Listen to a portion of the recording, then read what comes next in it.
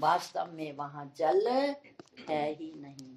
जो समझदार पथिक है वो राजस्थान के में पड़ी रेत को जो सूर्य से चमक करके जल का आभास देती है। कुछ यात्री हैं, कुछ कदम चलकर वो जान जाते हैं कि अब तक यदि हमें जल नहीं मिला तो इसका मतलब है यहाँ जल है ही नहीं, जल की प्रतीति है। पर जो नासमझ पथिक हैं वो बिना सोचे समझे कितना चलते हैं, देखते भी हैं पानी नहीं मिल रहा, फिर भी पानी की आस में बढ़ते चले जाते हैं और अंत में रेत में उनके पैर इतने जल जाते हैं कि वो कई बार अपनी मंजिल तक भी नहीं पहुंच पाते। वही हाल इस हम संसारियों का है। सबको पता है ये संसार कुछ नहीं है, ये स्वार्थमय संसार है, यहाँ कोई किसी का नहीं है। आशा कदी बंदे दियां हों दियां ना पूरियां, ये भी पता है। पर उसके बाद भी हम इस संसार की रुक्ष नदी में उतरते हैं। क्यों? क्योंकि हमारे पास विवेक वैराग्य के पर नहीं है। तभी वो कहते हैं शुष्क नदी में उतरा क्यों? अरे उतर गया तो डूबा क्यों? उतरना मना नहीं है, पर डूबना अच्छा नहीं है। जैसे कोई अच्छा तैराक है, वो नीचे तक डूब भी जाता है पर उसे तैरना भी आता है। वो नीचे डूबकर आनंद लेता है नदी के पानी का और सारा शरीर उसका ठंडक से भर जाता है। पर जब समय आता है वो दोनों हाथ पैर मारकर तैर कर ऊपर भी आ जाता है। और अनुभवहीन डूबना तो चाहता है, जिद भी करता है, डूब भी जाता है, पर जब उसे तैरने का ढंग नहीं आता, आपको पता है ना, तैराक बड़ी कुशलता से दोनों हाथ बड़े स्टाइल से चलाते हैं और फिर वो पार हो जाते हैं। अब ज्ञान तो है, वैराग्य नहीं है, अभ्यास नहीं है, इसलिए संसार में डूबते हैं इसी आशा में अगर मुझे पति ने सुख नहीं दिया तो मुझे आगे बच्चे सुख दे देंगे, बच्चों ने सुख नहीं दिया तो आगे समझदार पोता पोती को देखकर लगता तो है समझदार, जो मैं इनसे सुख नहीं ले सकी तो शायद मैं वो पोता पोतियों को साथ लगाए फिरते हैं, उनमें सुख माणते रहते हैं। वो अनुभव का लाभ नहीं उठाते कि यदि मुझे इन लॉज में सुख नहीं मिला, पति ने सुख नहीं दिया तो भृतहरि की तरह लौटते नहीं है कि अगर यहाँ सुख होता तो इसके साथ मेरा बहुत निकट का संबंध था, बहुत निकट का। यदि मुझे इसमें सुख होता तो मुझे इससे मिल जाता, वो तो उसका अंश है। यदि मुझे मूल से ही नहीं सुख मिला तो मुझे अंश से क्या मिलेगा?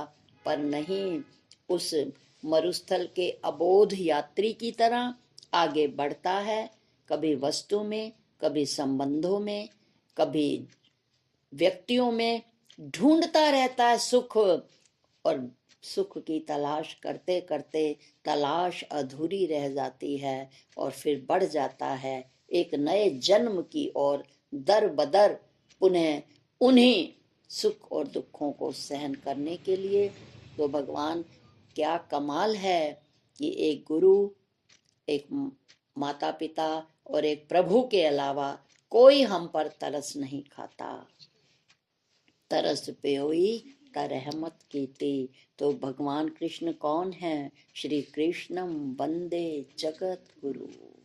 वो जगत के गुरु हैं, उन्हें तरस आ रहा है। वो कहते हैं मुझे पता है ज्ञान के साथ ये वैराग्य नहीं कर पाएंगे, इन्हें जन्मों से डूबने की आदत तो है, तरने की आदत नहीं है, तैरने की आदत नहीं है। तो कहते हैं आओ मैं तुम्हें और आसान तरीका बताता हूं।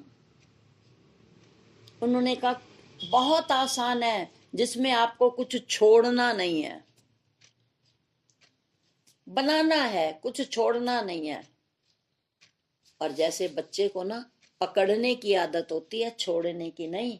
अगर बच्चे को आप एक चीज दे दो ना, वो हाथ में पकड़ेगा, और यदि कहो ना ये ले ले, ये वाला छोड़ दे, तो वो छोड़ेगा नहीं, वो दोनों हाथों में कस कर पकड़ लेगा। क्योंकि छोटे बच्चे की आदत है, कुछ चीज, कई बार बच्चा होता है ना, वो देखता है कि ये चीज बांटी जा रही है, तो वो क्या करता है, फटाफट एक चीज मुंह में डाल लेता है, एक दाएं हाथ में पकड़ लेता है, एक बाएं हाथ में। ये बच्चे की प्रवृत्ति है। ठीक इसी तरह ये मन तो बच्चा है, इसकी भी यही प्रवृत्ति है। ये हर चीज को पकड़ना तो चाहता है, पर छोड़ना नहीं चाहता। और तो और सपने में भी ये, इसकी इंद्रियां छोड़ गईं, पर इसकी आदत है, अब इंद्रियां भी छोड़ गईं, बाह्य जगत भी जो ईश्वर का बनाया जगत है, सोने पर वो भी छूट गया, अपना शरीर भी छूट गया, बिस्तर पर पड़ा है, पर इसको कुछ ना कुछ पकड़ने की और बनाने की आदत है। ये सपने में नया संसार बना लेता है, तो कहते हैं आ मन तू इसी का फायदा उठा ले। अगर तू सपनों में नए नए दृश्य बना लेता है, इसका फायदा उठा ले। क्या तू नए भाव बना ले। आपको पता है, भाव, भक्ति के साथ भाव शब्द जुड़ता है, भक्ति भाव। ज्ञान के साथ वैराग्य होता है, योग के साथ अभ्यास होता है। देखा ना, हर जगह कहीं नाम नहीं आया योग वैराग, योग भाव नहीं ना, क्या आया है शब्द योगाभ्यास। कि योग तब अपनी ऊंचाइयों को छुएगा जब उसके साथ अभ्यास होगा। ज्ञान के साथ हमेशा वैराग्य शब्द आता है, और भक्ति के साथ कभी वैराग्य शब्द नहीं आता। भक्ति के साथ क्या शब्द आता है, भाव।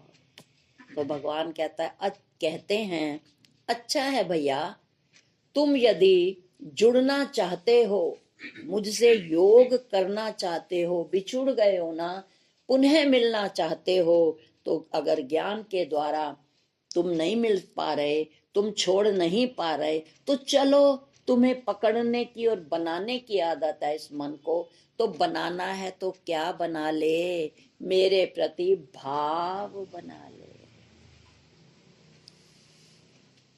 मेरे से भक्ति मैंने जुड़ना, विभक्त मैंने होता है बट जाना, और भक्त मैंने जो बटा हुआ ना हो। तो कहते हैं यदि तू चाहता है कि तू मेरे से जुड़ा रहे, बटे ना, विलग ना हो, तो क्या कर। अगर वैराग्य ज्ञान और नहीं कर सकता, ज्ञान तुम्हें बड़ा मुश्किल लगता है, तो चलो, भक्ति सहज लगती है, तो कहते चलो अब दूसरे रास्ते तुझे ले चलें, जुड़ने का मैं तुझे दूसरा रास्ता बताऊं। तो इस श्लोक में वो कह रहे हैं पत्ते, फूल, फल तोए। ये बाह्य पूजा की बात कर रहे हैं कि जैसे कुछ लोग मुझे पत्ते चढ़ाते हैं बेल के, कुछ बेल का फल चढ़ाते हैं, और कुछ पानी चढ़ा देते हैं भगवान को। तो कहते हैं मैं सब में प्रसन्न हूं, तू मुझे पत्ते चढ़ा दे, तू मुझे उसका फल चढ़ा दे, तू कोई फूल चढ़ा दे, या खाली पानी चढ़ा दे, लेता हूं भक्ति का उपहार सो। ध्यान से सुनिएगा इस बात को। वो कहते हैं, उन्होंने क्या कहा, पत्ते, फूल, फल तोय, क्योंकि भगवान की दृष्टि अब भी एक है। वो कहते हैं पत्ते चढ़ाएंगे, वो भी किसके होंगे, पेड़ के।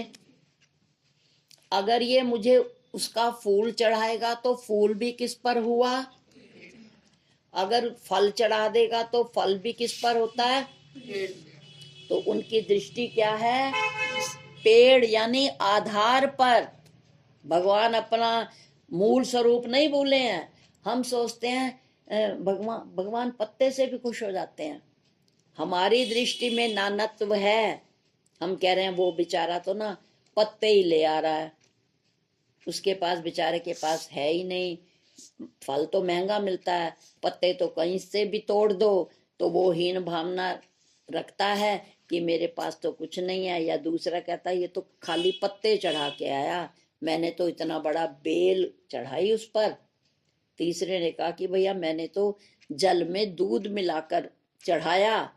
पर भगवान की दृष्टि एक आधार है, क्योंकि उनको पता है ये चाहे फल चढ़ाए, चाहे फूल चढ़ाए, चाहे पत्ते चढ़ाए, वो सब पेड़ के मूल में क्या है, एक पेड़।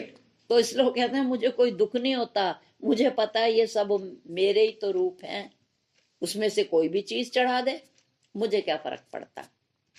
तो भगवान की तो दृष्टि वहां है, और वो हमारी दृष्टि नानत्व में है, एकत्व में नहीं। तो इसलिए भगवान कहते हैं चलिए खुश हो रहा है ना, तो मुझे तो कोई फर्क नहीं पड़ता, क्योंकि सब मेरा ही अंश है। जीव अनाशी विनाशी इस लोक में, तो ये सब मेरा ही तो रूप है। तो तू कुछ भी चढ़ा दे। पर उन्होंने साथ शब्द जोड़ा, भाव से। क्यों? क्योंकि भाव का भूखा हूं मैं। उन्होंने कहा बस ज्ञान तुझे इतने श्लोकों में बता दिया, 25 श्लोकों में मैं तुझे तेरी आधार दृष्टि बनाता रहा, पर मुझे पता है इतना सुनने के बाद तेरी दृष्टि नहीं बनेगी, क्योंकि उसका जोड़ा वैराग्य तेरे पास है ही नहीं। सिल तो हो और बट्टा ना हो, बट्टा हो और सिल ना हो तो चटनी पिस नहीं सकती। इसी तरह हमारा अज्ञान पिस नहीं सकता जब तक ज्ञान के साथ वैराग्य ना हो और भक्ति के साथ भाव ना हो, हम उससे नहीं जुड़ सकते। वो कहते हैं जो मर्जी तू चढ़ा, परंतु एक ध्यान रखना, भाव होना चाहिए। जहां भाव होता है वहां मेरा अभाव नहीं होता, क्योंकि मैं भाव रूप हूं। न असतो विद्यते भावो, न अभावो विद्यते सतः। सत कभी अभाव रूप नहीं होता, सत हमेशा भाव रूप होता है। तो भगवान कहते हैं कि तू भाव बना ले। क्यों? भगवान इस राज को जानते हैं कि सत्य भाव रूप होता है, सत्य में कभी अभाव नहीं होता। तो चलो ये भाव बना ले तो भी समझ लो मैं इसे मिल जाऊंगा, क्योंकि मैं सत्य स्वरूप हूं, मेरी यही पहचान है। तो वो कहते हैं सिर्फ एक है कि भाव बनाओ। बच्चा था, बचपन से संस्कार थे माँ के दिए हुए, वो माँ के साथ सत्संग में जाया आया करता था। समय समय पर माँ उसको अच्छे संस्कार भी दिया करती थी। समय गुजरता रहा, किसी कारण आकस्मिक रूप में पिता की मृत्यु हो गई। माँ मजदूरी करके बच्चे का पेट पालती, उसकी व्यवस्था करती, शिक्षा दीक्षा की, और समय गुजरा।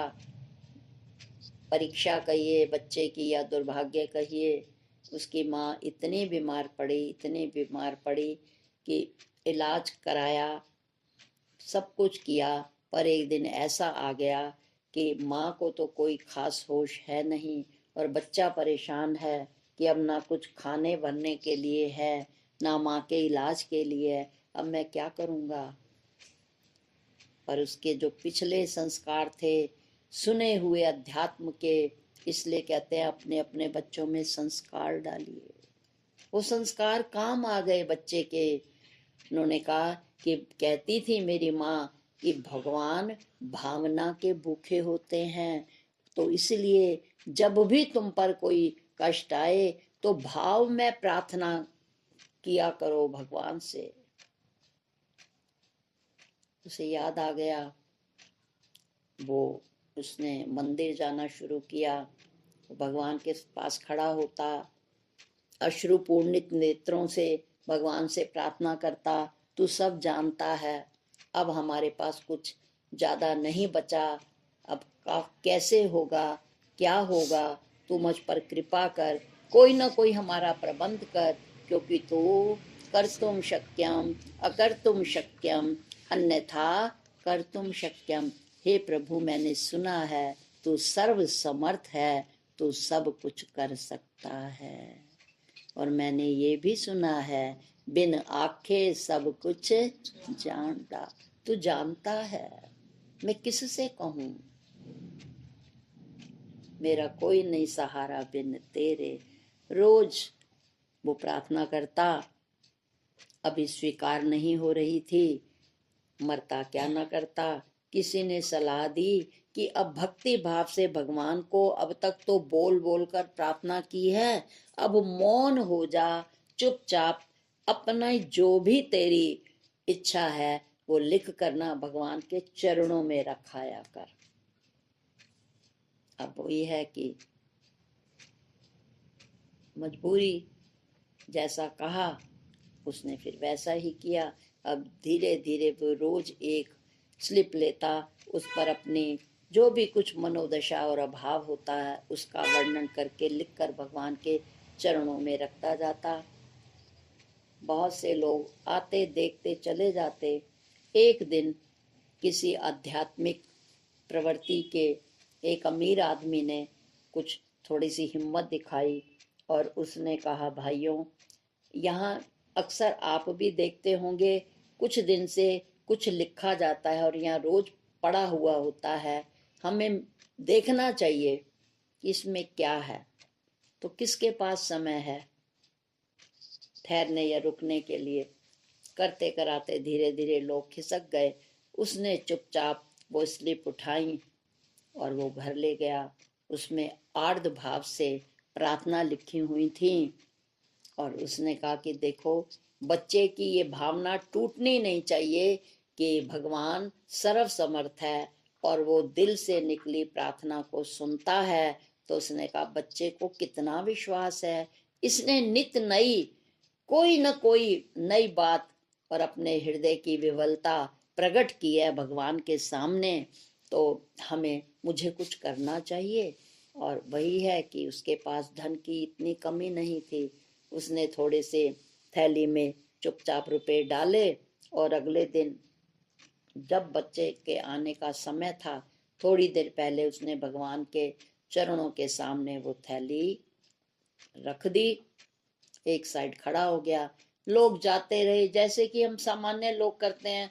हमारे चित्त में कोई ऐसी भावना तो होती नहीं। भाग भाग के मंदिर मंदिर तो जाते हैं पर मन तो अंदर नहीं जाता ना। मन तो भरा है, आगे दिन के संकल्पों की सूची तैयार करके बैठा है, तो मन का ध्यान तो वहां होता है। तन जाता है, फटाफट जाता है और मत्था टेकता आ जाता है, क्योंकि उसका तो